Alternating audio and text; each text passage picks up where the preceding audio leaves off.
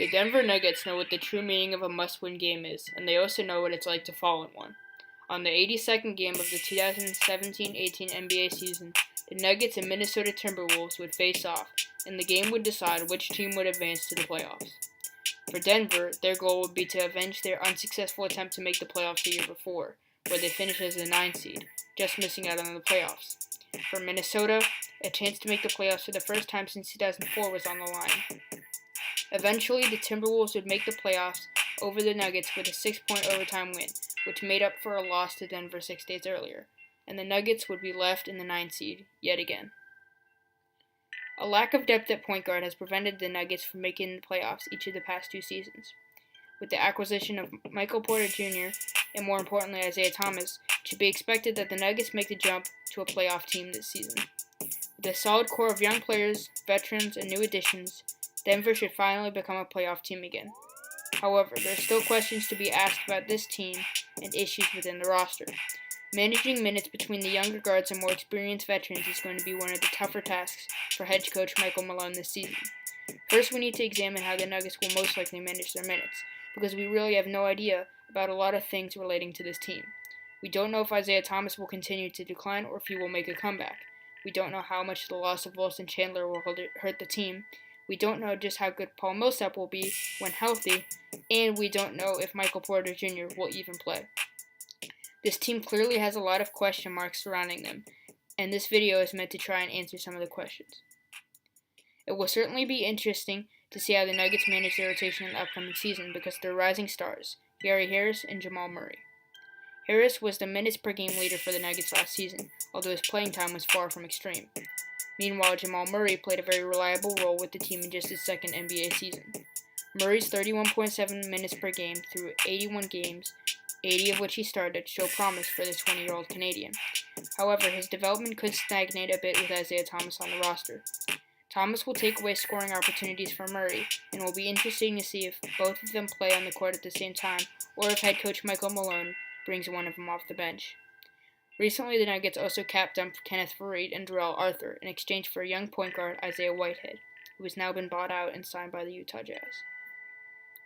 Faried didn't play much of a role last season because Paul Millsap had joined the team, and although Millsap was injured most of the season, losing Faried won't be that bad for Denver. He had already made it clear he wanted to leave when the Nuggets signed Millsap last season and had a decreasing importance. Last season, the Nuggets had a minor hole at small forward where they started solid veteran Wilson Chandler. The problem was that the Nuggets had no true small forward to consistently back up Chandler on a nightly basis. Hopefully, the selection of Michael Porter Jr. with the 14th pick in the 2018 draft should fix that hole in the roster, although fans should not be surprised if Porter misses the entire season due to lingering back issues. Depth at small forward will certainly not get any better if Porter misses the entire season, but the Nuggets could play a small ball lineup where Gary Harris plays a 3 and Jamal Murray is a shooting guard. The Nuggets organization seems to have a lot of hope for Porter in the long term, but you have to wonder if this small forward issue could grow bigger if Porter's development is slow. Wilson Chandler did sign with the Philadelphia 76ers this past offseason, so expect Will Barton and Gary Harris to play a more positionless combination role of small forward and shooting guard. Denver could be lucky, however, because although Michael Porter Jr. did recently have lumbar surgery, he did like a comment on Instagram from a fan saying he will win Rookie of the Year. Nuggets fans should be hopeful that Porter plays in the 2018-19 season, but shouldn't expect him to play unless his health makes progress. Last season, the Nuggets weren't a bad team, but they missed the playoffs because the other teams that were ahead of them were just a bit better. To tell if the Nuggets will make the playoffs, we need to evaluate the other team and see how they compare to Denver. The Warriors, Rockets, and Lakers are locks to make the playoffs, or so we thought going into the season, while New Orleans, Utah, Oklahoma City, and Minnesota are all quite likely to make the playoffs. This leaves room for one more team, and it could be Denver, Portland, San Antonio, Memphis, or even Dallas. You might be thinking the Nuggets will have it hard with that many good teams, but one of the teams described as likely to make the playoffs probably will have an off year and surprisingly miss the playoffs. That could even be the Los Angeles Lakers, who started the season 0-3. For instance, last year, Bleacher Report had the Nuggets and Clippers making the playoffs as the 7th and 8th seed respectively, and instead Portland and New Orleans, who they predicted to be the 10th and 11th seed, made the playoffs. Don't be surprised if a team like New Orleans or Minnesota or another favorite misses out, because unexpected things happen. Bleacher Report picked the Washington Wizards to be the 3rd seed last season, but they ended up being the 8th seed because we had no way of knowing John Wall would miss 41 games due to injury. You never know what trade might go down, or who will have a slow start, or who will suffer a serious injury, and those sorts of things can derail a team destined for the playoffs. Memphis probably isn't looking good enough with Marc Gasol aging, and may look to give heavy minutes to Jaren Jackson Jr. Dallas doesn't have much experience, as Luka Doncic would need to be a Rookie of the Year type player, and DeAndre Jordan and Dennis Smith Jr. would need to be at their best for the Mavericks to make the playoffs.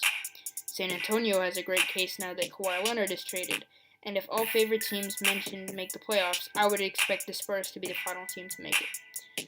We don't exactly know how the Spurs will fit in with DeRozan and the loss of Danny Green, but there are certainly still questions to be asked about San Antonio. When teams make one big or many small changes to their roster in an offseason, there are usually chemistry issues at first, but I don't think that's a problem for this particular team. Portland is fairly likely to make the playoffs, but you never know how things will work out with them. Denver and San Antonio are probably the 2 favorites to make the playoffs if a better team surprisingly misses out. One thing is for certain, though. In a Western Conference that had the 3 seed and 10 seed finished 7 games apart last season, and with LeBron James joining the conference, anything is possible. You never know, Phoenix may try to make a playoff push now that they have their young core of Booker, Jackson, and Ayton. We could see a Western Conference with a completely different playoff picture than last season because the teams are so stacked with talent. This is a league where the 2 of the worst teams in the conference last season in terms of talent, the Suns and Mavericks, both are making playoff pushes. You have the team that just got the number 1 pick saying they have the next Kobe and Shaq, and meanwhile the team that just won 24 games last season is getting an all-star caliber center in free agency. It really is a shame that we have a team like Golden State in this league, because I truly believe that if we didn't have a 5 all-star team here, every playoff team in the West would be capable of winning the conference. However, you shouldn't expect this to last very long, because the Warriors' reign could soon be over if Klay Thompson or Kevin Durant leaves in free agency. Head coach Michael Malone will eventually have to make a decision regarding if he wants to go with Isaiah Thomas as a main point guard or continue with Jamal Murray.